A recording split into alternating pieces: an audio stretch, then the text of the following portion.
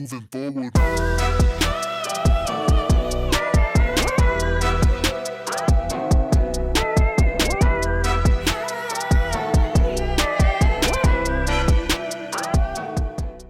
Right now, a future president could be running as a local candidate on your ballot.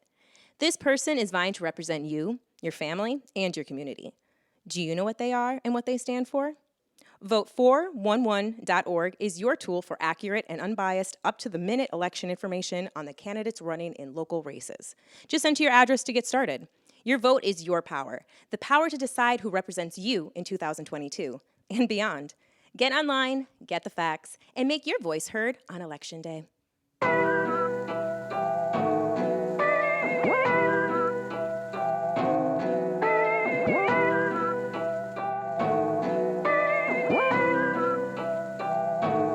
Moving forward.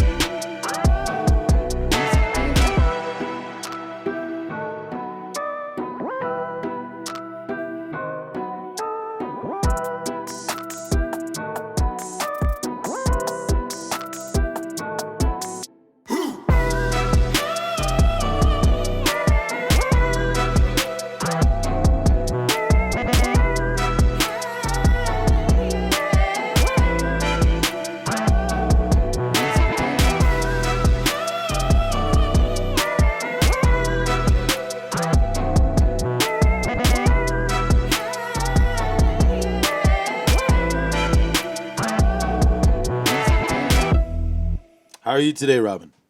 I'm good. Fantastic. Can you hear me well? Yes, I can, and you're coming in clear on the sound system here. Great. Thank you. Nice.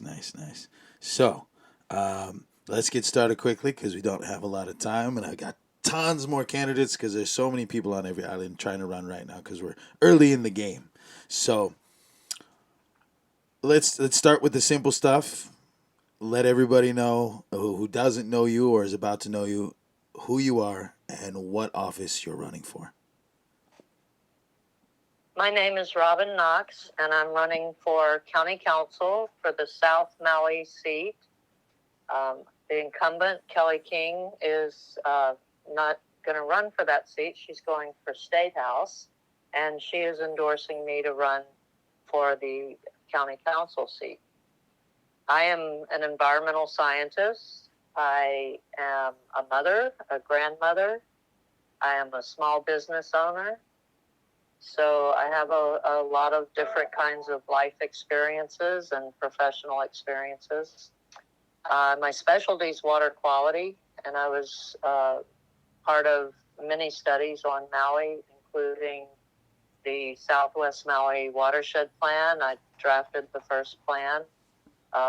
And the injection well studies with the University of Hawaii. I was on the research team that published a pivotal paper in 2010 that led EPA to act and eventually Earth Justice to file a lawsuit on behalf of Maui County nonprofits because the sewage from County of Maui sewage treatment plants were harming the coral reefs. Dig it. So, well, you know what? I think the best way to start this conversation, because we have a lot of council members that are running throughout Maui that I've talked to already. But one thing that we want to try to do in teaching those listening is getting the actual definition and the point of view definition from each candidate. So if you could help explain to the audience what a council member does in the community, especially in a county like Maui. And especially in Maui County, it's a big job to be a council member. we have 3 islands in Maui County that the council member serves. The council member's authority is primarily fiscal authority for approving county expenditures, and also legislative to make the rules that exist at the county level for things like development and building permits, things like that. And also designation of land use through planning.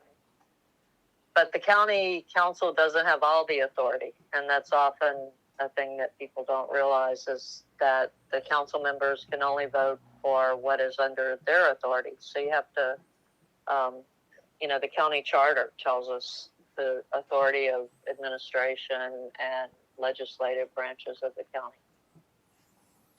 Yes, I really do like that you made that point. I feel that there are quite a few people, and that's why I had to ask you, is because there's a lot of people that are interested in and like for complain about things, but sometimes they don't know who they're going to for things. And so, with that being said, I thank you for explaining what your job would kind of entail from the aspect of just the textbook definition.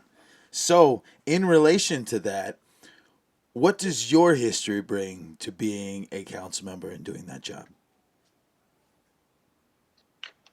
I've been an active member of the South Maui community. I have directly, one of our big issues, of course, is homelessness and our housing crisis. And in a personal capacity, I have directly, helped our houseless neighbors, helped families who were going to be on the street because they couldn't find housing, or they were forced to leave their housing because the property sold. So I've helped provide temporary housing to people because I'm very compassionate, and I understand how much trauma injures people, and losing your housing is extremely traumatic. Absolutely. So that is a very high priority to me. I like to say that, my number one priority is food, water, and shelter for everyone. And, we need more than that. We want our people to prosper, not just to survive. And so also, education, skill training for jobs, diversifying our economy and getting better jobs, and of course, a clean environment, which is where I can bring a lot of technical skill to the table. But most of what I bring is that I'm a person who tries to practice equanimity, that when I'm looking at a problem, I'm not seeing it black and white or good or bad. I'm interested in getting facts and understanding the relationships of all the different parts of the problem, and trying to find that, it's kind of cliche, but that win-win compromise or win-win solution that gets everybody what they need. It may not get everybody what they want, but if we meet everyone's needs, I think our communities are going to be stronger and more resilient and more able to face the challenges that the future is bringing us in terms of environmental change due to climate change. So, since you brought it up, the homelessness, and since you're in Kihei, I know a little bit down there. I stay up country, but I got one uncle down there that cruises in a van every once in a while and sticks near that spot, so I go check on him. But especially with as visible as a problem it is down there, like near Cam 1 and stuff, is there anything that you have in mind to help with what's going on the beach down there? Absolutely. We need a shelter in Kihei. We don't have a South Side shelter for people. A big step, if we can't build housing and shelters, physical buildings for everyone to shelter in, we could at least set up a safe camping spot that has bathrooms, that has garbage disposal, and that has security so that they can sleep at night in their cars or perhaps in tents. But that would take away most of the criticisms and kind of impacts associated with homelessness. Is, people complain about the garbage and they're using the bathroom outside and maybe they smell and they're dirty. And it's like, well, what would you be like if you had no shower and no bathroom and no trash disposal? So we have to somehow provide for those needs while we're trying to help people transition to more permanent housing. But, right now there's, I think the last homeless count was that there was close to 1,000 people unsheltered who right now are on the streets and right now are suffering, and right now their presence is impacting our community. Mm-hmm. And to continue to just push them around and move them from place to place doesn't actually solve the problem. And it makes the problem worse in many ways because it traumatizes the people. They lose all their belongings. Maybe they even lose their ID. And then they can't get any services or apply for a place to rent or anything. And I'd also like to say that many of these people living in their vehicles have jobs. Yes. And my uncle is one of those men. One. Yeah, absolutely. Yeah, I saw one day I was at the ABC store here in Kihei, and I parked, and I looked over, and in the truck next to me, there was Auntie, and she looked so worried. She was just in despair, and I was like, oh my goodness, what could make this woman feel so worried? And I went over to get my gas, pulled over there, and I see Uncle, digging in the trash, getting the recyclables out. And then he goes over and he's in the same truck as Auntie, and he's putting the recyclables in the back of the truck. And that's when I realized, like, wow, these people are probably homeless. That's probably why she looked so much in despair. And they're trying to do their best. And, they were very clean cut and had a very old but, well-kept vehicle. And, it's not the fault of the individuals that they're homeless. It's that we don't have a good safety net.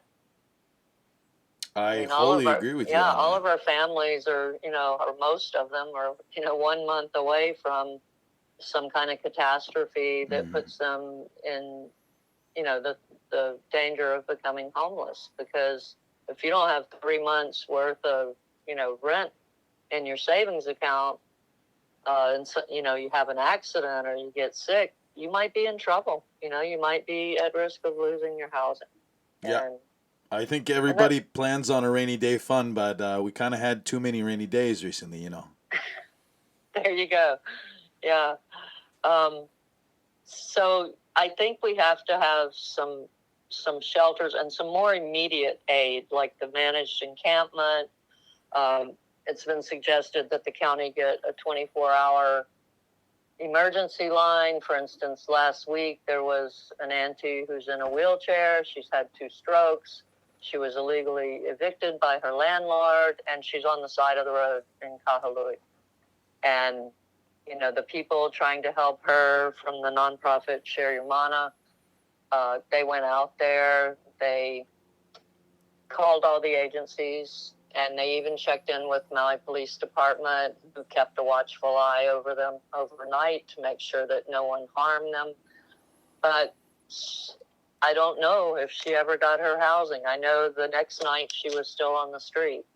And we need a way to help people like that immediately, not months from now, or like on the HUD list, you can wait 2 years before you get a voucher, and then no landlord will take your voucher because they don't pay enough money to meet the competitive rates of what rents are these days. Exactly. I personally worked in veteran homeless housing for almost 9 years in California when I was out there, and I gotta say, if it wasn't for a lot of those guys having guaranteed income, most places wouldn't take them in. So like they were lucky enough in some cases, and as I learned the numbers from people working civilian homeless cases, that it was it's very disconcerting at how easily people are forgotten in a minute and then are more forgotten in 10 and then an hour. And because of the comfort that we have accessible to us, that we tend to extend that to our head canon of the people around us. And so eventually those people that are in distress just get slowly pushed to the back of our mind. And a month passes, 2 months passes, sometimes a year. And then we look back and go, oh, shoots, I forgot to solve that. Oh, my bad. But then like that person's gone, or they've moved to another state, or they're down one more street, or maybe they're just not there anymore because we got there too late. Yeah, and I found this a very difficult problem to face personally, and because I used to believe a lot of what I hear said about how it's these people's own fault and they made bad choices and maybe they're a drug addict. But then I looked for myself and I started talking to some people that were on the street living, and I learned their stories and I learned about them as people. And I realized I could, I didn't have a lot of money, I didn't have a lot of resources, but I realized I could look them in the eye and face them as a human being with dignity, despite their current unfortunate circumstances. And in my mind, at first, I thought that's the least I could do. But then I realized that's the most we can do, is treat them with dignity. And that includes housing for everyone. Housing, shelter is a human right. Having clean water to drink, having food to eat. These are basic necessities that we as a community need to make sure that we're all on board, right? No one gets left behind. Righteous. I don't know what the statistic is post pandemic, but when I was still working in the industry, one of the numbers that stuck out to me the most in the beginning and what really pushed me to stay in with the programs to help was how much equity is lost once you're on the street, And so one of the things that I heard, the soundbite that I heard the most when we were talking about homeless on the mainland, is that for every one day that you are in debt and despair on the street, that takes anywhere from 15 to 20 days for that one day to come out. And eventually singular days stack up and years turn into decades. Yes, and it's like I said, that a lot of our governmental reaction to that has been methods that only make that worse. Literally losing equity, losing your belongings, losing your government ID that you need to access services that you need. So, and it takes resources. How much do we spend on homeless sweeps? How much of the COVID money could have been used to support the houseless people that were down there at Kanaha instead of sweeping them? I personally took water down there because they were locked out of the county parks, which was their only water supply. And eventually the county did, a lot of them, their cars don't run, so they can't even go somewhere else and get water. And eventually the county did put a water supply out there, but in the interim, it was, volunteers like myself who were buying water and taking it out there to them.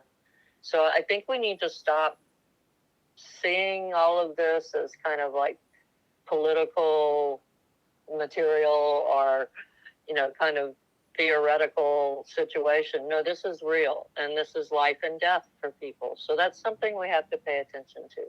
And we have to, look at the sources of the problem, too. We need housing that we can afford. We need mental health care. We need more beds in our substance addiction programs.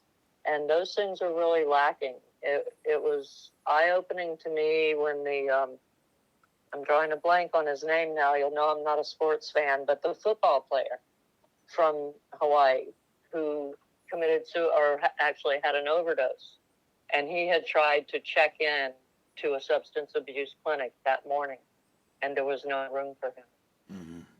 And he died that same day. Colt Brennan.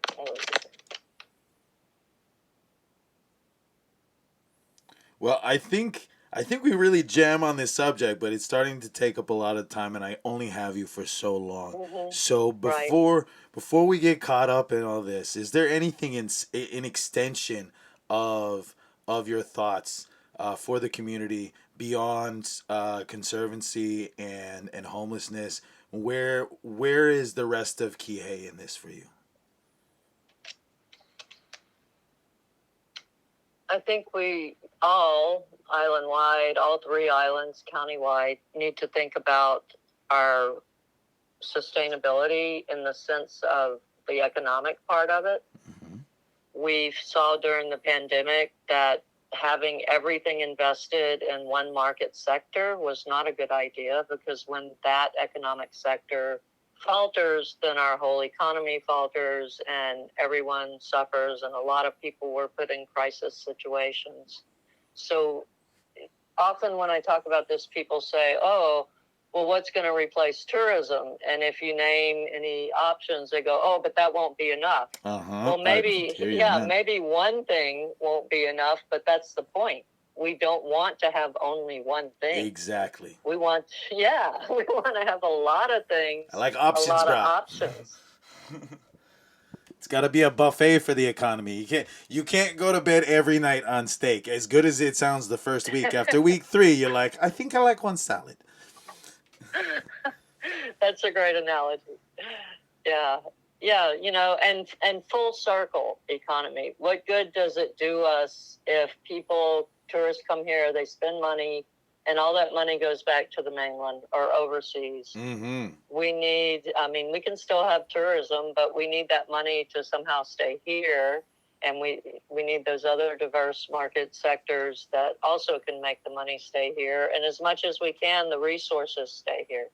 Yeah, I think that's probably one of the most interesting things from a economic perspective to me, is how for a state stranded in the middle of the Pacific, we are pretty beholden to tithing to everyone else but ourselves. Yes, well put. We do. We pay a lot of our income for imported food. I have to say for myself, though, ever since the pandemic, when the local farmers and fishermen, could not sell their goods to the hotels like they used to, I was one of the people that said, yes, I want to buy local, and I haven't shifted away from there. I buy almost everything I eat locally from local farmers and fishermen and the Maui Food Hub and things like that. So that's one thing we can all do, is support local businesses and try to keep that money here. And when you think about agriculture, growing food, if we import food, we're not just importing food. That was someone's water supply. Mm-hmm. And likewise, if we're exporting food, we're exporting our water supply. Yes. So it's better keep it all here. Grow our food here, using our water. We'll be more conservative, and we do need to be more conservative in how we use our water. But full circle, have it grown here, have it stay here. Absolutely. I mean, for as much as is imported, that in some cases it even becomes our waste as well. It shows up as trash, because some things there's like, why do we need this much corn? Well, I guess it was cheap, so we're taking it and we're putting it at Costco. So I think that there's a lot of confusion for the people at wondering where their food comes from, where their food goes. And maybe some transparency in that from the people who can explain that would be a great thing. Whether it's your office or the office of people above you. I think that's why it's so wonderful that we're now going to have a county department of agriculture. Yes. And I believe it's part of their mission, but if it's not, we need to get a nonprofit to do it, to educate people about these things. And that was for me that, they do the Eat Local competition. Mm-hmm. That was a good form of education for me, because it made me realize what we do and don't have here. Yeah. And that waste, I'm glad you brought up the waste part of the equation too, because that word shouldn't even be in our language. It's crazy how food waste occurs in this country. Lucky we live Hawaii, and we not many of us, not many of us believe in waste because we get lickings if we waste. But I think that there's, still that extension from the mainland. mainland America, I mean, for as much food is produced, they throw away nearly 2/3 of it almost every day. Whether it's And just because it's trash or the fruit is the wrong color, you know? right. And food waste is one of the hardest ones to handle because it's loaded with nutrients. So, bacteria like to eat it, and then they make gases, and that gets explosive. So you can't put it in the landfill. But, not even just food waste, all waste. Everything is a resource. So if we're seeing pollution, we should be saying to ourselves, there's a resource that's not in the right place. What should we be doing with that sewage other than putting it down an injection well into the ocean? What should we be doing with our green waste? And maybe some things need to be cut off at the source, like we've done with the plastics ban and the styrofoam ban. Those things are not very easy to use as resources. So let's prohibit them from being here so they don't become waste that we have to deal with.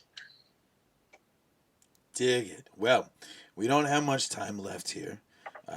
But I want to ask you, before we close out, can I talk to you again in about a month's time and see where your campaign trail has taken you and anything new that you've learned along the way that we could share with all of the voters and listeners of Hawaii? I think that's a great idea. I would love to do that, and I have no doubt that I'm going to learn a lot. Righteous. All right. I hope to have some questions for you from the people by then. Before we go, would you like to tell everyone how they can connect with you, digital or analog, and support your campaign? Yes, the website is robinformaui.com with the numeral 4, and it's Robin, R-O-B-I-N. And we also have a Facebook page, Elect Robin Knox to Maui County Council, and an Instagram under Robin for Maui. So those are the ways you can connect with me. Also Right. an email, a Gmail address, robinformaui@gmail.com. Dig it. Well, mahalo for coming on today. Can't wait to hear more from you in the future. Maybe next time I get down your side from up country, we can chat in person. That would be great, Kawika. Thank you for having me. Thank you for being on, Robin. Aloha. Aloha.